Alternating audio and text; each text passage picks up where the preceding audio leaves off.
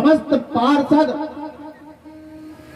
लड़ने को तैयार हुए। भगवान कृष्ण ने रोका कि नहीं, यह सत्राजीत का मंतव्य है, यह उसका उपहार है। भगवान ने रोका।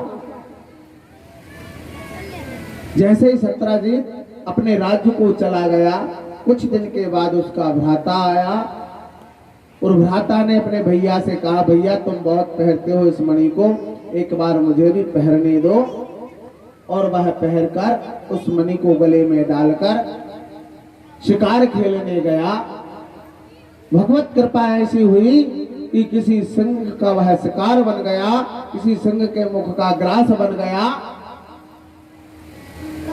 जब वह भ्राता घर लौट कर नहीं आया तो सत्राजीत ने मन में विचार किया कि हो ना हो, वह द्वारकाधीश ने मेरे भाई को मारकर और वह मणि रख ली और सारे राज्य में ढिंडोरा पिटवा दिया कि वो तो बचपन से चोर है, जिसने माखन चुराया हो, जिसने चित्त चुराया हो, जिसने गोपियों का हृदय चुराया हो, वह मेरी स्पंदक मणि को क्यों नहीं चुरा सकता?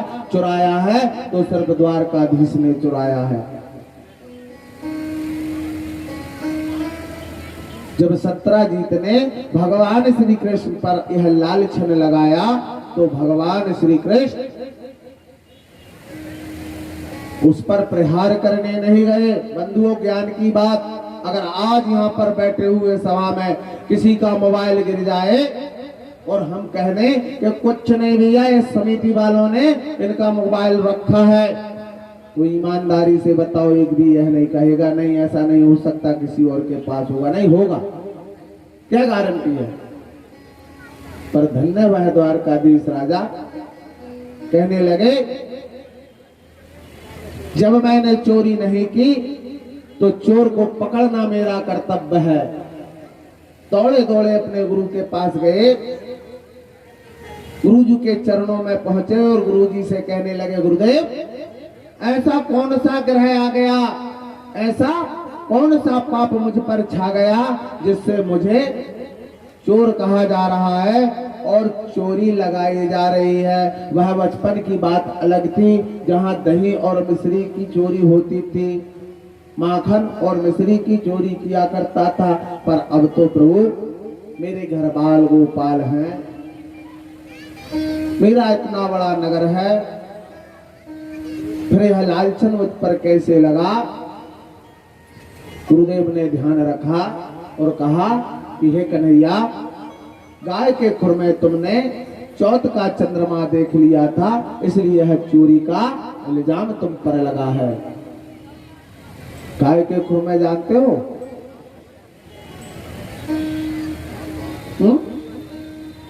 पहले गांव में कीचड़ होती थी, कीचड़। चौथ के दिन पानी गिर जाए बाई चांस तो घर के लोग क्या कहते थे, आज पानी गिरा है बाहर मत जाना। बोले क्यों? कि गाय के खुरों में पानी भरा गया होगा, गड्ढा बन जाते हैं गाय के, और उनमें देख लिया चंद्रमा तो उसका दोष होता है और हम पर चोरी का इल्जाम लग जाता है, ऐसा कहा गया है। भगवान श्री कृष्ण पे भी यही लगा था। तो कहा, गुरुदेव फिर इसका प्रायश्चित? बोले उस चोर को पकड़ो जिसने चोरी की है, तुम्हारा प्रायश्चित यही है। समस्त पहरेदारों के साथ जाने लगे, तब द्वारकाधीश कहने लगे, कुछ नहीं, चोर को मैं ही ढूंढूंगा और मैं ही पकड़ूंगा। द्वारका से कुछ दूर चले, चलते चलते देखा कि कुछ दूर तक तो घोड़ों के टापों के निशान मिले, पश्चात किसी वस्तु को खचोड़ने के निशान मिले, उसके पश्चात सिंह के निशान मिले और सिंह के पश्चात भालू के पैरों के निशान मिले। और उन पैरों को देखते हुए भगवान एक पहाड़ के यहाँ पर उन्हें देखी कि एक गुफा है बड़ी भारी, वहां जाकर देखा तो एक सिंह मरा पड़ा हुआ था जिसका पेट चिरा हुआ था। भगवान ने कहा सत्यजीत के भाई को सिंह ने खाया और सिंह को किसी भालू ने, और वह भालू इस गुफा में है। यह भगवान को पक्का विश्वास हो गया। भगवान ने क्या किया, समस्त अपने अनुचरों को बाहर खड़ा करके और उस गुफा में अकेले ही जा पहुंचे। चलते गए चलते गए तो देखते हैं एक युवती अपने हाथ में अनंत कोटि प्रकाश कर रहा हो ऐसा उज्जवल खिलौना खेल रही है और झूले पर बैठकर झूल रही है। भगवान ने कहा हो ना हो यही स्मंतक मणि है, क्योंकि परमात्मा ने भी उसे नहीं देखा था। जैसे ही जाकर पहुंचे, बेटी ने इस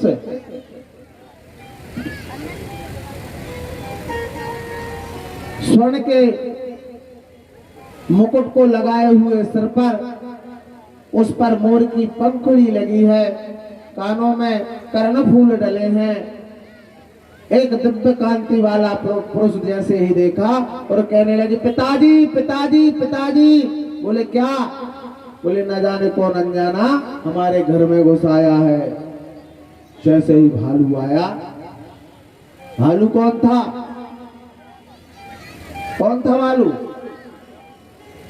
त्रेता के जामवंत जी। और एक बात और बताऊं, जो लवकुश कहा भैया, लवकुश क्लब से कहा बना उन्होंने, लवकुश फ्रेंड्स क्लब में जामे भी 4-5 जामवंत हैं, एक नहीं। और बड़े धैर्यवान, मैं सराहना करता हूं उनकी, तो वास्तव में वे कितने धैर्यवान व्यक्ति हैं। धन्य उनकी माताओं के लिए और धन्य उनके पुरखों के लिए, जैसे ऐसे पुत्र जने। वास्तव में की बात है, मंच से उपहास नहीं कर रहा, बहुत धैर्यवान, हर चीज में धीरज। कछु कछु अंगद भी हैं, कछु कछु हनुमान भी हैं। जैसे इनने नाम रखो है, ऐसे ऐसे पात्र भी इनके क्लब्स में है भैया। पता पड़ो कि बजमाने में नल नील थे, जिन्होंने समुद्र में पुल बना दे थे। इनके बामे भी नल नील हैं। कहो तो गोवर्धन बना दे, कहो तो राम बना दे, लक्ष्मण बना दे, बारे मेरे नल नील। बहुत बहुत साधुवाद, धन्यवाद। और ऐसा कार्य कर रहे हो मन से, ऐसा हमेशा करते रहना। हम आए या ना आए, पर सत्कर्म में लगे रहना। तुम्हारा जीवन, तुम्हारे बाल गोपाल, तुम्हारे पुरखा सब तुम्हें आशीर्वाद देंगे। और हमेशा सत्कर्म में लग्न रहोगे तो कभी दुष्कर्म होगा ही नहीं। गुरु राधे राधे। और सबसे ज्यादा सराहनीय काम कहाँ का हुआ पता? भाई अपन विद्वान तो है नहीं, घर के पढ़े आदमी, इस क्षेत्र से दूरांचलों से पधारे श्रोता और ये ममतामयी माताएं, इनके सहयोग मिलने से मुझे ऐसा लगता है जैसे मैं खपड़िया में बैठकर कथा सुना रहा हूं और समस्त माताएं मेरी मुझे सुन रही हूं कि अब हमारा भाई साहब हमसे कुछ कहने वाला है। सत्य बात है, ऐसे श्रोता न मैंने अभी तक की मेरी इन कथाओं में देखे और न ऐसे सुनने वाले श्रोता जिज्ञासु अभी तक की मेरी कथाओं में बैठे नहीं। पहली बार मेरी कथा में ऐसे श्रोता मिले। बहुत बहुत धन्यवाद, बहुत बहुत साधुवाद। ऐसे ही मन लगाकर कथा सुनना चाहिए, उसी का नाम श्रोता। नहीं तो श्रोता तो घर जाकर सुपारी भी काटता है। काटने वाला श्रोता नहीं होना चाहिए, सुनकर गहन करने वाला श्रोता होना चाहिए। इस क्षेत्र में जितनी भी समाज है, मुझे तो पता नहीं, मैं पहली बार आया हूं, पर सब समाज के लोग बहुत ही धैर्यवान, बुद्धिमान और सुनने वाले हैं कि वास्तव में कहने के योग्य है इस क्षेत्र के लिए कि हे परमात्मा है बिहारी, ऐसे लोगों के लिए हमेशा ऐसा समय देना कि भी हर वक्त हर समय, चाहे वो क्षत्रिय हो, चाहे वो शूद्र हो, चाहे वो वैश्य हो और चाहे वो ब्राह्मण हो, सबके लिए ऐसा समय देना कि हमेशा तेरी कथा करवाता रहे और सभी का उद्धार करता रहे और खुद का भी उद्धार कराता रहे। बहुत बहुत साधुवाद के, धन्यवाद के पात्र हो आप लोग।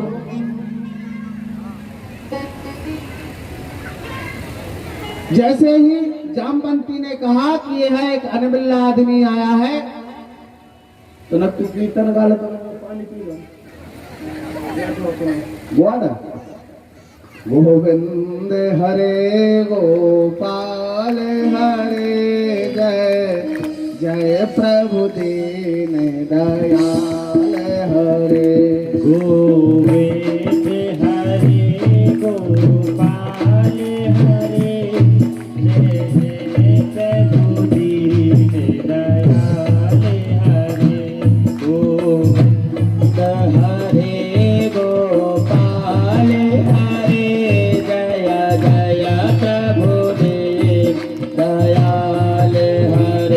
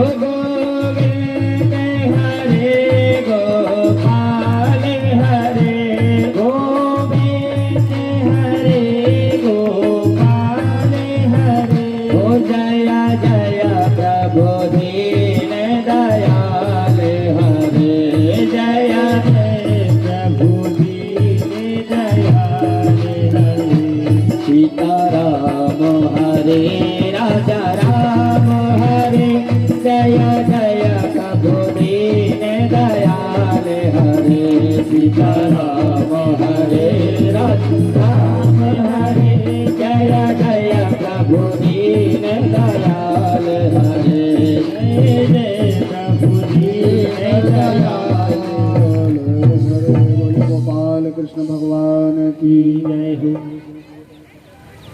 आज मेरे तब मंच को कुछ स्वभाव ऐसा लग रहा है जैसे बंदरा जैसी कहानी सुनी है। एक बंदर आके और एक पनघट पे बैठे थे।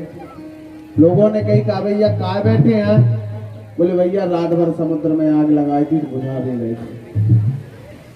तो मुझे ऐसा लगा था कि रात भर तो बनाओ है, लोगों सुनने सो बैठो। और आज हमारे पता माँ साहब कहाँ है? भैया माँ साहब कहाँ? बुलाओ तो नहीं इतने आ जाओ। अच्छा, अब जैसे ही जामवंत जी को पता चला कि यह रूपवान सुंदर गुणवान कौन व्यक्ति है, बोले राजा जैसे लग रहे हैं, तब जामवंत ने हुंकार भरी उधर से और कहने लगा, अरे दुष्ट तू कौन जो बगैर आज्ञा के मेरे महल में पधारा है, आया है, चोरों की तरह घुसा चला आ रहा है? तुझे जरा भी दहशत नहीं कि यह जामवंत का महल है?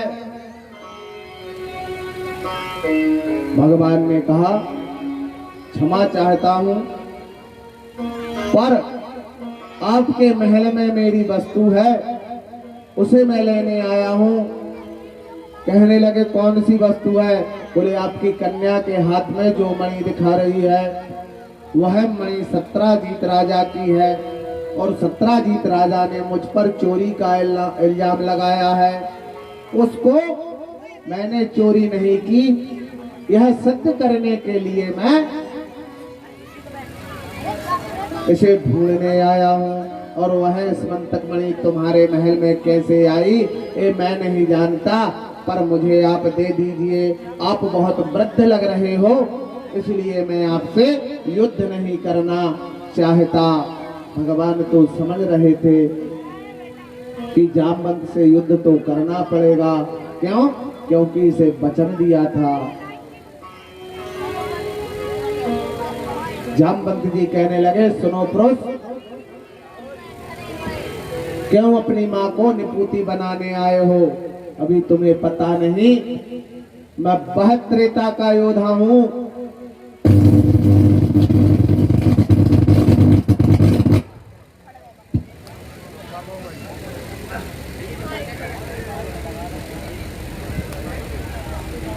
तक कभी कुछ ज्यादा नहीं बोला। मैं त्रेता का वह योद्धा हूं जिसने पृथ्वी की एक दिन में 3 परिक्रमा की है। भगवान कहने लगे, त्रेता युग बीत गया, यह द्वापर है। तो कहीं भगवान कहने लगे, महाराज, हे वृद्ध पुरुष, आप मुझे यह मणि दे दीजिए और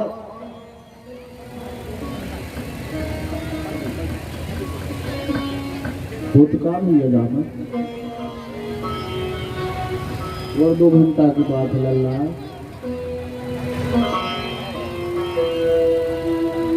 सब बोर होगा, मशीन भी बोर, बैठने वाले भी बोर। अब तो गुरुजी जल्दी घर चल जाओ, तेन सार है। जे लोग जाके हैं कि सुन भी नहीं आ का घर निमंत्रण दे पे गए थे। अच्छो बुरो दिया सो कह रहा हूँ, गुरुजी सुन भी तुम्हारा पड़ा। चलो तुम न क्यों तो न क्यों, मशीन तक कह लगी भैया घर चलो जा, मुंह बहुत हो गई तो सुनत सुनत।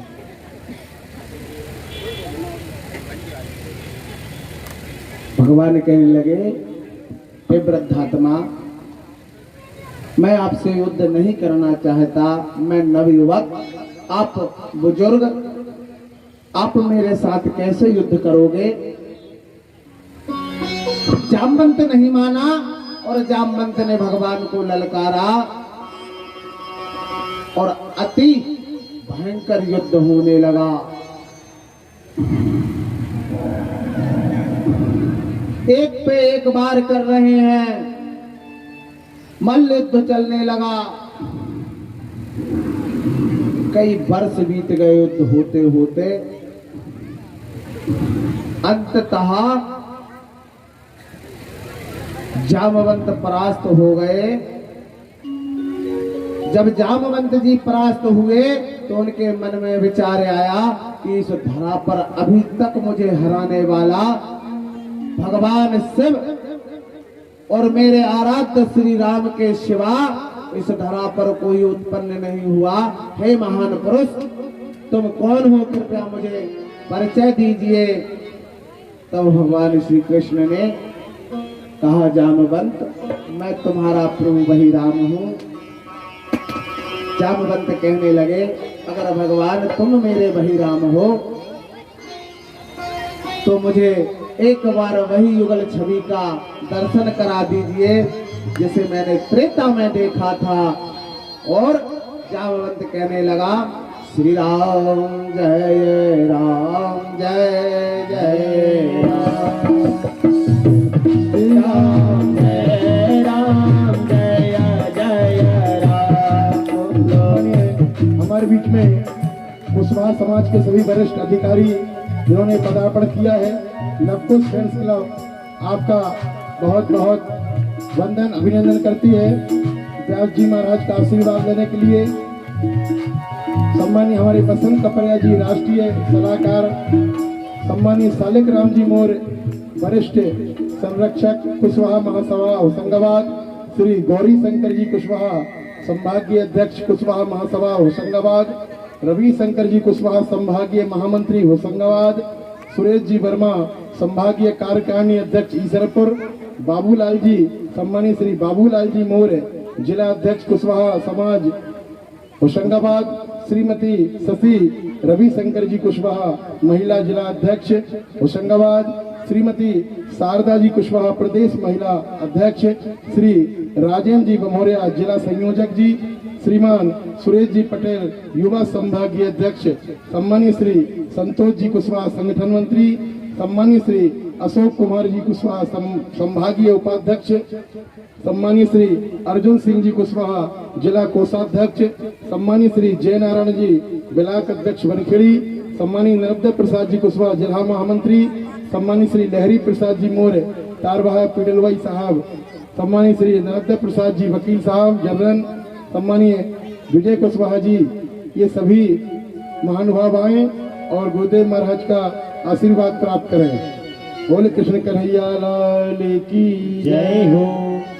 मेरे मन बस गए गोपाल, मैं उनकी जोगनिया। मेरे मन बस गए गोपाल, मैं उनकी जोगनिया। मेरे मन बस गए गोपाल, मैं उनकी जोगनिया। मैं उनकी जोगनिया, मैं उनकी जोगनिया। मैं उनकी जोगनिया, मैं उनकी जोगनिया। मैं उनकी जोगनिया, मैं उनकी जोगनिया। उनकी जोगनिया। मेरे मन बस गए गोपाल, उनकी जोगनिया। मेरे मन बस गए गोपाल, मैं उनकी जोगनिया।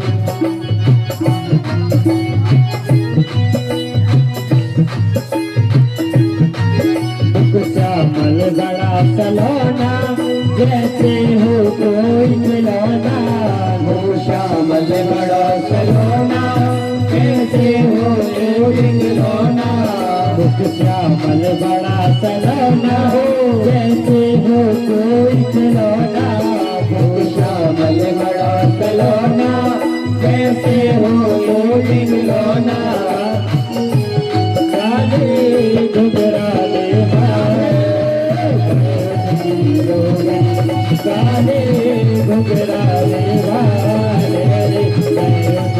जोगनिया। मेरे मन बस गए गोपाल, मैं उनकी जोगनिया।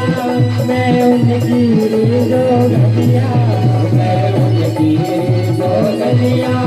मैं उनकी जोगनिया।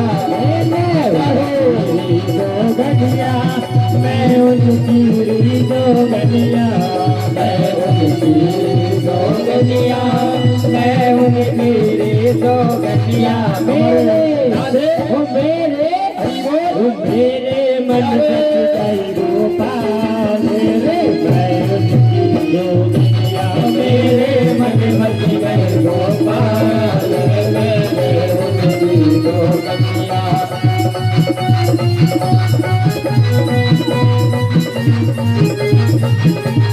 यदि कृष्ण भगवान की झांकी बन गई हो तो कृपया ले आए।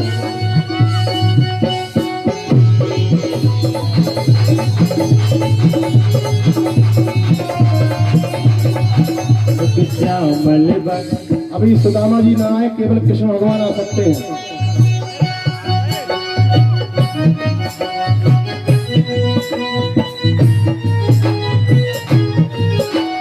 श्यामल बड़ा सलोना, जैसे हो कोई खिलौना।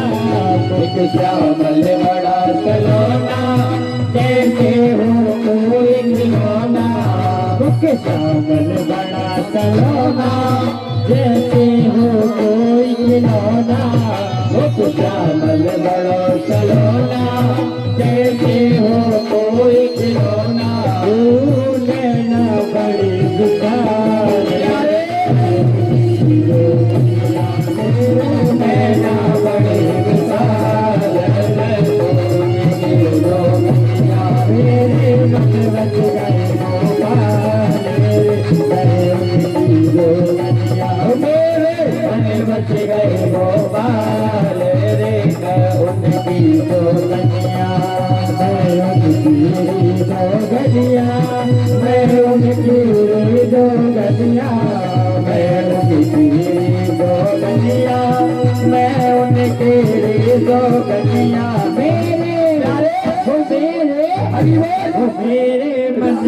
गए गोपाल उनकी गोरनिया मेरे मन बस गए गोपाल मेरे उनकी गोरनिया।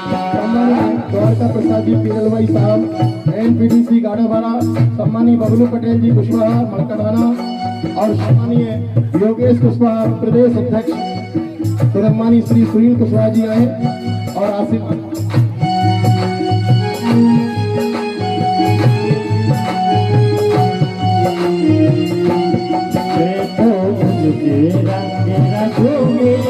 मोहन का नाम जपूंगी उनके रंग रंगूंगी मोहन का नाम जपूंगी तो उनके रंग रंगूंगी अरे मोहन का नाम जपूंगी तो उनके रंग रंगूंगी मोहन का नाम जपूंगी। मेरे स्वामी है नंदलाल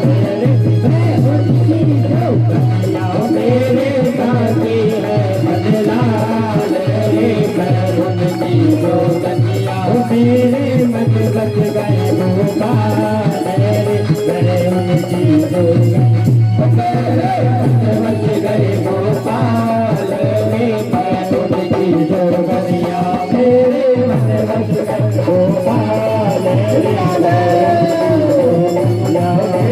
मन बच गए गोपाल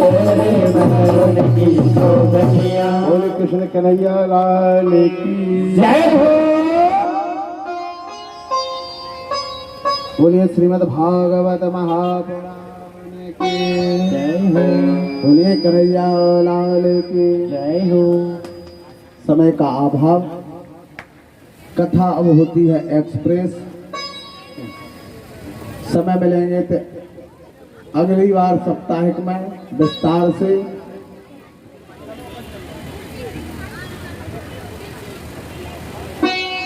भगवान का और जामवंत का युद्ध हुआ, जामवंत जी हार गए और उसके पश्चात भगवान ने अपना दर्शन दिया।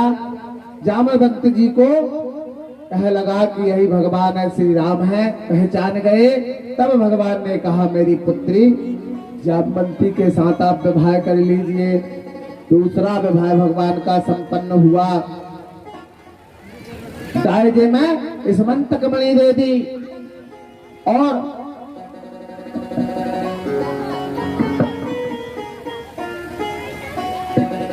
इसके बाद वह स्मंतक मणि और अपनी पत्नी जामवंती को लेकर सीधे सत्राजीत के महल में पहुंचे भगवान और सत्राजीत को वह मणि दी और उस मणि के बाद अपने घर आ गए अपनी पत्नी के साथ। गुरु गर्गाचार्य द्वारा दूसरा विवाह संपन्न किया। अब सत्राजीत के मन में एक खिन्नता आ गई कि मैंने प्रभु पर इल्जाम लगाया था, इल्जाम का पाप कैसे काटूं। वृद्ध पत्नी थी पर समझदार थी, कहने लगी स्वामी हमारे पुत्र के समान जो देवर थे वो तो समाप्त हो गए, पुत्री पराई धन है। जब भगवान श्री कृष्ण द्वारकाधीश ने तुमसे स्मंतक मणि मांगी थी तो क्यों ना कन्या का दान कर दो और स्मंतक मणि दहेज में दे दो, बात भी बन जाएगी और प्रायश्चित भी हो जाएगा। दाऊ भैया के पास सत्राजीत गए और कहने लगे दाऊ भैया मेरी पुत्री के लिए अपने कान्हा का हाथ मांगता हूँ, दीजिए। दाऊ भैया भी मान गए और इस प्रकार सत्यभामा का विवाह हो गया। अब सत्यभामा की कथा बहुत लंबी है, संक्षिप्त में बड़े घर की बेटी थी, 8 क्विंटल सोने देने वाली मशीन साथ में लेके आई थी। अब ये बताओ वो घर में कैसा थर चलाएगी। जिसके पास नित्य प्रतिदिन सोने देने वाली मशीन हो उसके भाव कैसे होंगे। 7वें आसमान पर।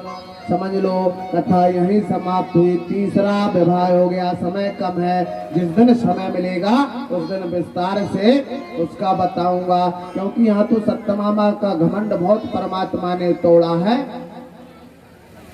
कहीं तुला दान में तो कहीं पारिजात लाने में 4:30 तक यही कथा चलेगी। तो सुदामा चरित्र कब कहेंगे, क्योंकि कथा को आज विराम देना है और तुम्हें खाखा खैया की व्यवस्था भी लगाना है, क्योंकि बना बनैया बना रहे हैं।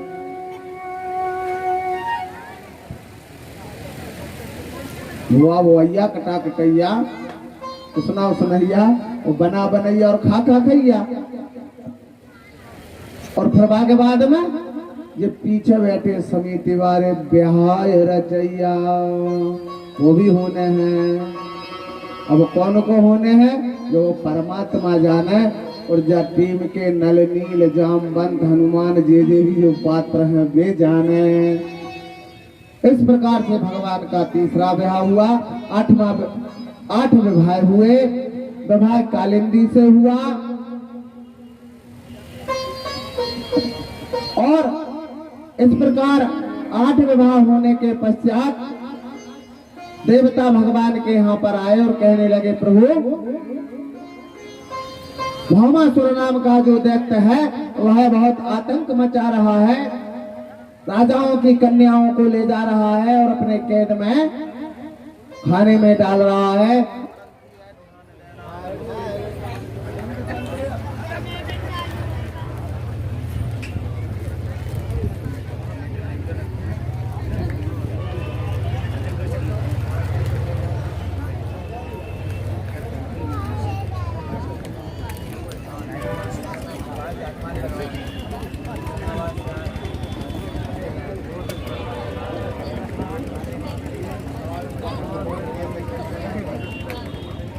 हेलो, राधे राधे राधे।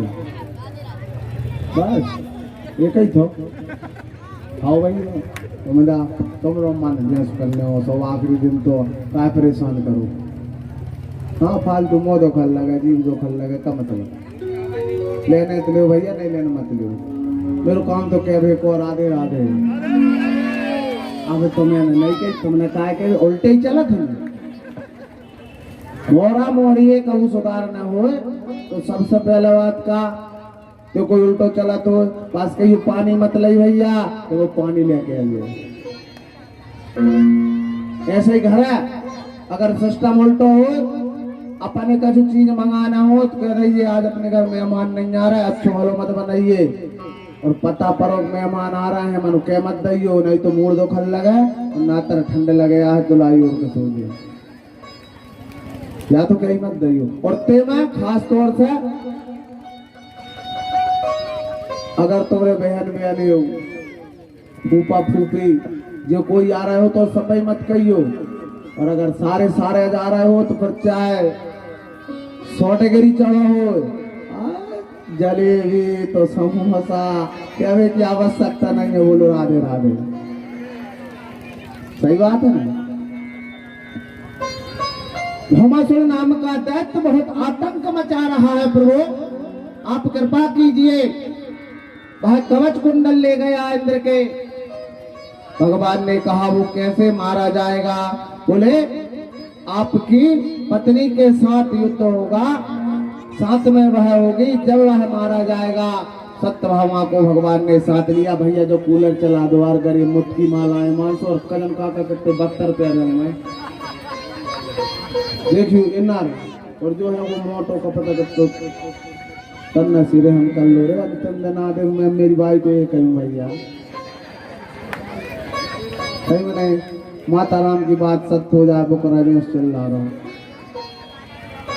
अब तुम जानो भाई, भगवान ने गरुड़ को बुलाया, सत्यभामा को बिठाया और अपने हाथ में धनुष और तीर लिए और चल दिए भौमासुर। पहले भौमासुर के 8 बेटों को निपटाया, 6 बेटों को निपटाया। उसके पश्चात भौमासुर की समस्त सेना को निपटाया और इसके बाद में सत्यभामा सहित धनुष को भगवान ने पकड़कर सत्यभामा और भगवान दोनों ने तीर को पकड़ा और छोड़ा और भौमासुर का गोविंदाय नमो नमः।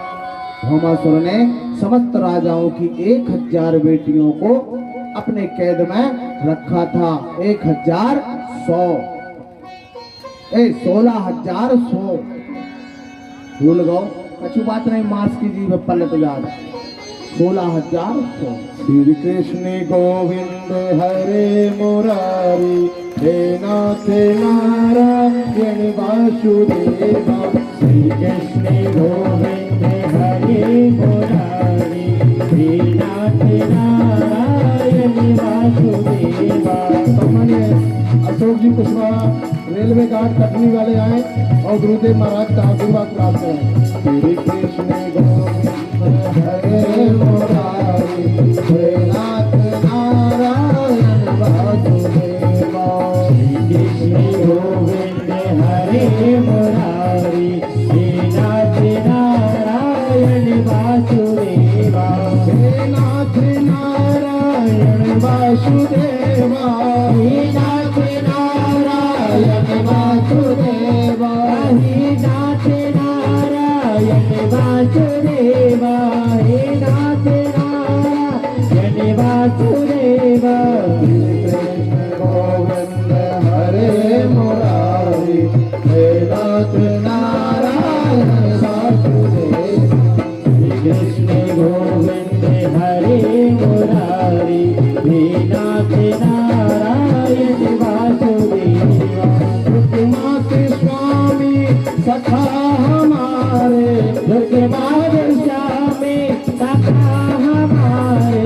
श्री कृष्ण गोविंद हरे मुरारी। श्री कृष्ण गोविंद हरे मुरारी हे नाथ नारायण वासुदेवा। राधे कृष्ण राधे राधे राधे राधे राधे कृष्णा राधे कृष्णा राधे राधे राधे राधे राधे कृष्णा राधे कृष्णा राधे राधे राधे राधे राधे कृष्णा राधे कृष्णा राधे राधे। हर कैसी देर लगाई शबरिया हे नाथ नारायण वासुदेवा। जैसी देर लगाई सवरिया हे नाथ नारायण वासुदेवा। कृष्ण राधे कृष्ण राधे राधे राधे राधे राधे कृष्णा राधे कृष्णा राधे राधे राधे राधे राधे कृष्णा राधे कृष्णा राधे राधे राधे राधे राधे कृष्णा राधे राधे कृष्णा।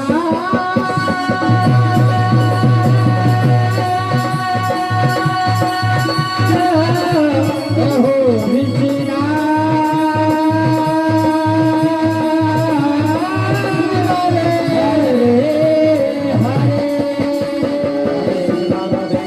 हरे हरे राधे राधे राधे राधे राधे कृष्णा राधे राधे राधे राधे राधे कृष्णा राधे कृष्णा राधे राधे। बोल कन्हैया लाल की जय हो। भगवान ने भौमासुर का वध किया और उन 16,100 राजा की राजकुमारियों को वहां से बंदी गृह से छुड़ाया। भगवान जानते थे कि अब यह कन्या कहाँ जाएंगी। जिस राक्षस ने इन्हें किडनैप किया तो अब ये घर की रही ना घाट की। ये तो सब मृत्यु को प्रदान करेंगे पर सत्यभामा का डर। क्यों? सोने छापे वाली मशीन लेके आई थी भैया, भगवान भी कुछ नहीं कह सकते थे। भगवान मन में विचार कर रहे कि यह सत्यभामा कुछ कहे मुझसे। जैसे ही जेल खाने से वे कन्याएं छूटी और वो क्या कहते हैं अंग्रेजी में सुसाइड कैंप कहीं बना रहता है जिस शहरों में बड़ा बड़ा, कूद के मर जाओ यहाँ से। ऐसो ही एक बड़ा पहाड़ था, वापस से कूदने लगी तो सत्यभामा कहने लगी, हे कन्हैया तुमने संसार पे कृपा की है, इन अबलाओं पर कृपा करो। यहाँ के संसार के लोग क्या कहते हैं कि कन्हैया ने भी 16,108 रानियां राखी थी, हमका 1-2 ही से गए। भैया ध्यान तो दो, कहाँ की 16,000 राखी थी। ना माताओं का पता ना पिताओं का पता, जो संसार में बहिष्कृत कर दी थी उनको। किसी राक्षस ने निरपराध महिलाओं को लाकर अपने शासन के अंदर अपने ही महल में किडनैप कर लिया था। उन 16,000 अतरेपन निस्सहाय कन्याओं पर परमात्मा ने अपनी कृपा की है।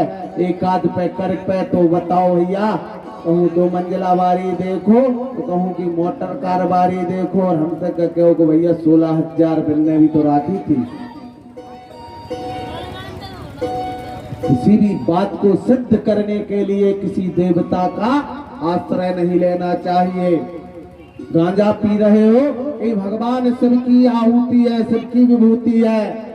अरे भगवान शिव ने जहर पिया था, एक बार पीकर तो बताओ, जब जाने कि तुम गांजे को पीने वाले भगवान शिव की विभूति पीते हो। भगवान आनंद कंद भगवान यशोदानंदन ने 16,100 अतरेपी निस्सहाय उन अबलाओं पर अपना आधिपत्य जमाया नहीं, उन पर कृपा की। अलग अलग 16,100 मकान बनवाए, सुख सुविधाएं दी। एक आध अबला पर तो कृपा करके बता दो मेरे बंधुओं कि बस उस पर उंगली उठाना ही सीखा है। भगवान ने ऐसा किया तो हम ऐसा करेंगे, भगवान ने कुछ अच्छा किया तो हमारे बस की नहीं, वो भगवान था। और जिस काम को हम कर रहे हैं वो बुरा है, पर भगवान ने भी तो किया था। हमारे करने में क्या है? अपने निज स्वार्थ के लिए किसी पर उंगली नहीं उठाना चाहिए, यह मानव का परम धर्म है। भगवान ने गायों के चरने के लिए गोवर्धन पर्वत की पूजन कराई। वहां यह पूजन इसलिए नहीं कराई गई थी कि जिससे किसी का मान अपमान हो, यह इसलिए की गई थी कि जिससे इस गोवर्धन के जो पातक वज्रपात हो गया था, उस भूमि को बंजर हो गई थी, जिसे पूजन करने के द्वारा इसमें फिर से घास उत्पन्न हो जाए और हमारे इस क्षेत्र की गायें और बछड़े इसमें आकर अपना पेट भर सके और हम फसल कटती नहीं, हार्वेस्टर निकलता नहीं, उससे पहले उसमें आग लगा देते हैं। यह काम करके बताया किसी ने कि बैसाख में बरसी बो दो, गौ माता चल लेगी।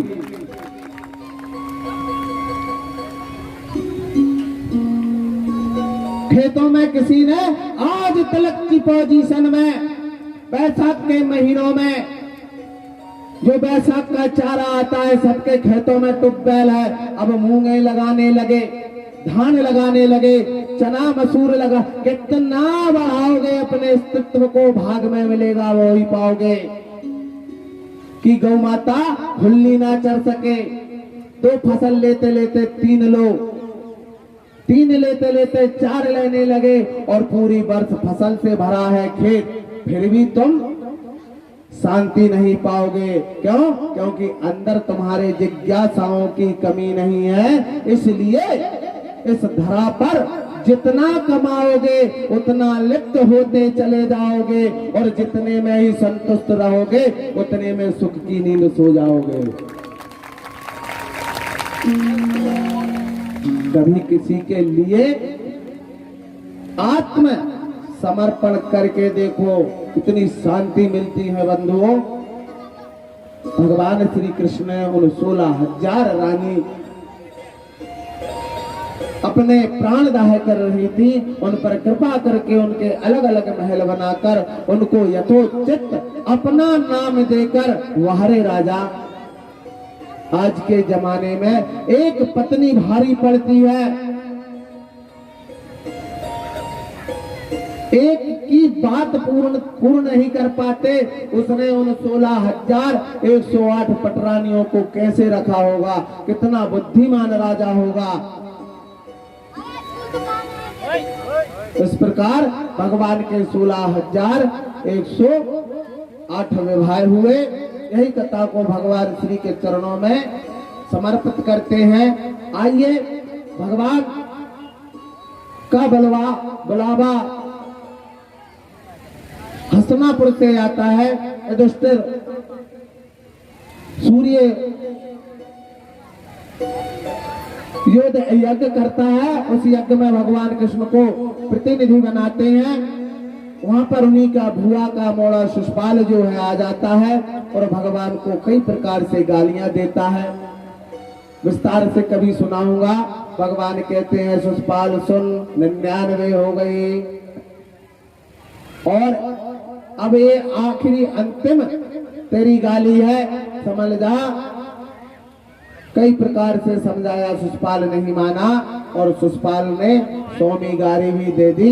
भगवान ने 100 अपराध क्षमा किए, पर जब 101 हुआ भगवान ने सुदर्शन चक्र निकाला और शिशुपाल का वध कर दिया। वह शिशुपाल कौन था? भगवान का पार्षद दंतवक्र और शिशुपाल, ये दोनों का उद्धार भगवान से हुआ। इसके पश्चात राजसूर्य यज्ञ हुआ।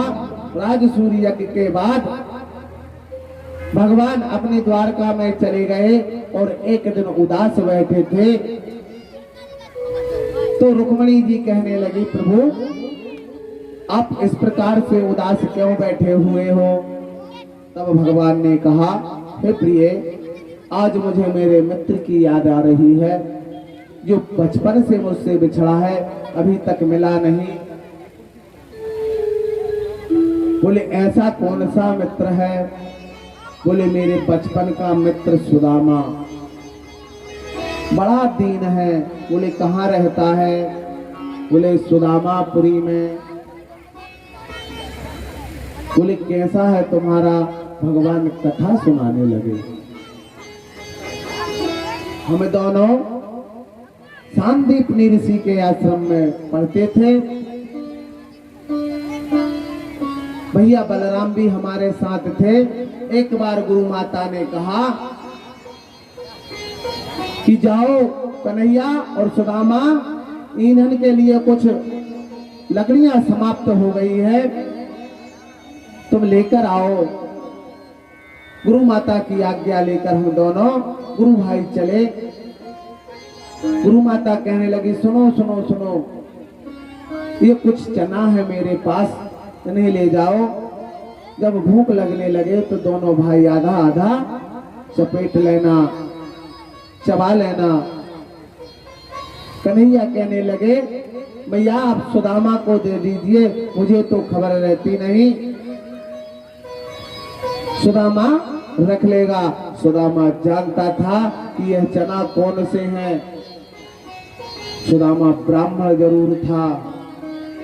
जब भगवान श्री कृष्ण ने कहा कि मित्रता का सही मित्रता, जब मित्रता का निभाने का जब फर्ज आए तो मैं निभाऊंगा, पर सुदामा ब्राह्मण था। सुदामा अपने कर्तव्य पर ध्यान देता था। ब्राह्मण भी अपने कर्तव्य पर ध्यान देता है, मुंह से बोलता नहीं। सुदामा कहने लगा मन ही मन, अरे कन्हैया तू निभाएगा, जब निभाएगा मैं तो आज ही निभा दूंगा, क्योंकि गुरु माता ने जो चना दिए हैं वह तेरे खाने योग्य नहीं है। क्यों? क्योंकि वह चना श्रापित थे, जो भी वह चना खाएगा वह उसका धन सब नष्ट हो जाएगा।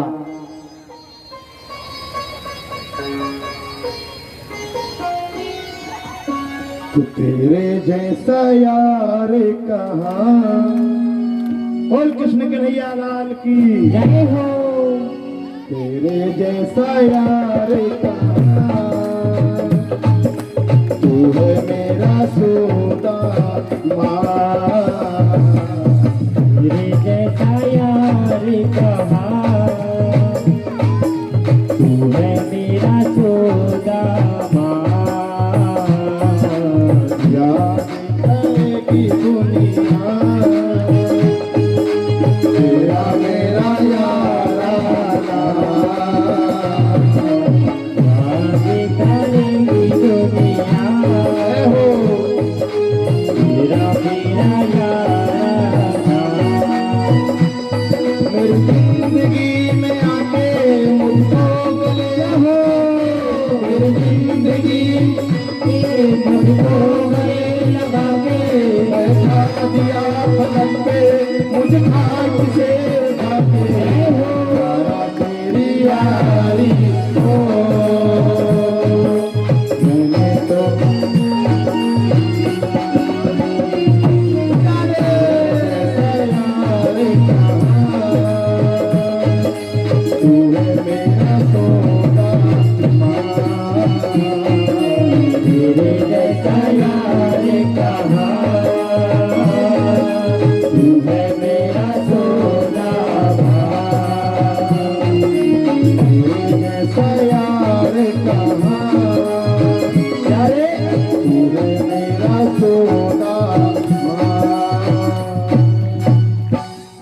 जब सुदामा और मैं प्रिय लकड़ी लेने के लिए जंगल में गया तो बहुत प्रकार से गर्जना होकर पानी गिरने लगा।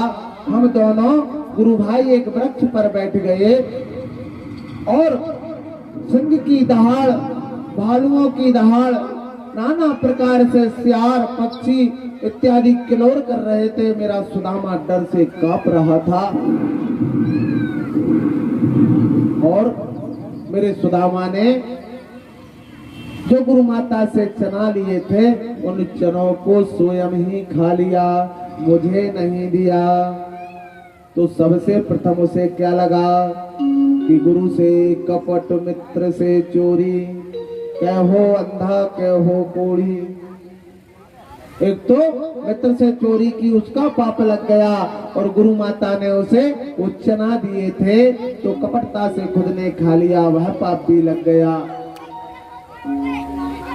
अब जब मैंने सुदामा से कहा कि प्रिय मित्र भूख लगी है, कुछ खाने को है, तो कहा कन्हैया मेरे पास तो कुछ नहीं। मैंने कहा गुरु माता ने जो चने दिए थे वो कहाँ गए? तो मुझसे झूठ बोल गया कि वो तो गिर गए। यह पाप भी उस पर लग गया और मेरा सुदामा कभी झूठ नहीं बोलता। और भगवान को विश्वास। बोले प्रभु फिर? बोले प्रिय वह चना जानती हो तुम कौन से थे? एक बुढ़िया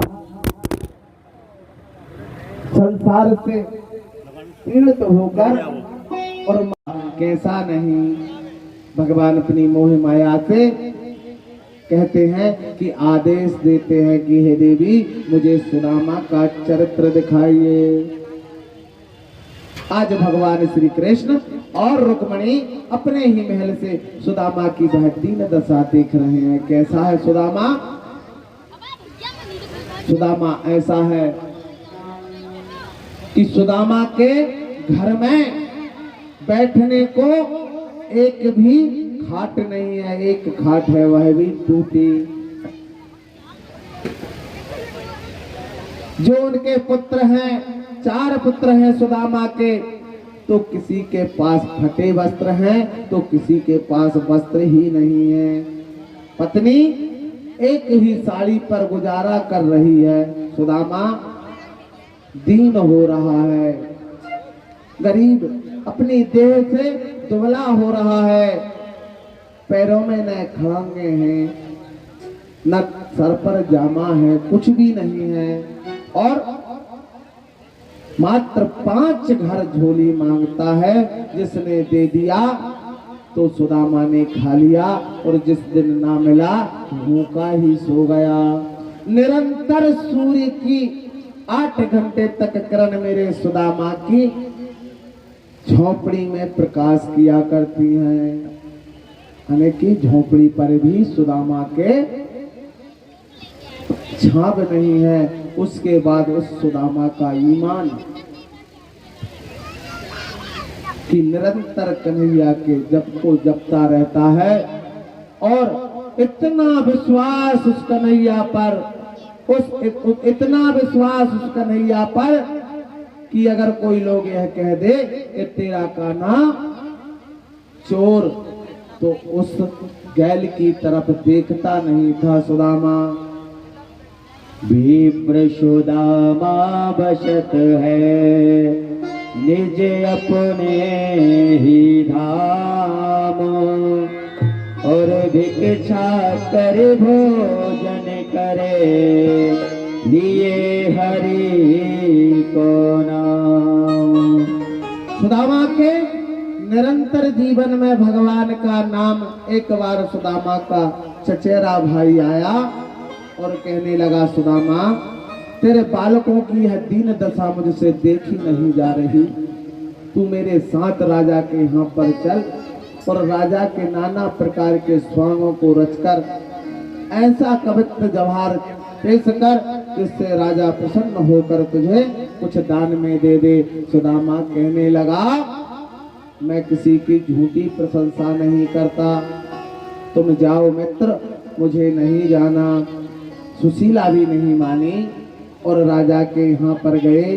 राजा मदिरा पान करता, स्त्री गमन करता और झूठे स्वांग रचता। उसके चचेरे भाई ने उसकी झूठी प्रशंसा की तो उसे बहुत सा धन मिला, पर जब सुदामा का नंबर आया, सुदामा कहने लगा, मुझसे ये नहीं होगा, यह तो वास्तव में कलंकित है, यह राजा के योग्य है ही नहीं। जब इस प्रकार के वचन कहे तो उस राजा ने दंडित करके उस सुदामा को बाहर निकाल दिया और सुदामा रोता हुआ अपने घर को आया। तन पर इतने घाव लग गए कि सुदामा से रिंगता नहीं बन रहा। कृष्णा कृष्णा कृष्णा जपते हुए अपने यहाँ आया और आकर लेट गया। लगाने को कुछ दबा नहीं। भगवान को मौका मिला कि आज मुझे सुदामा की खबर लेना चाहिए, जब सुदामा मुझे याद करेगा।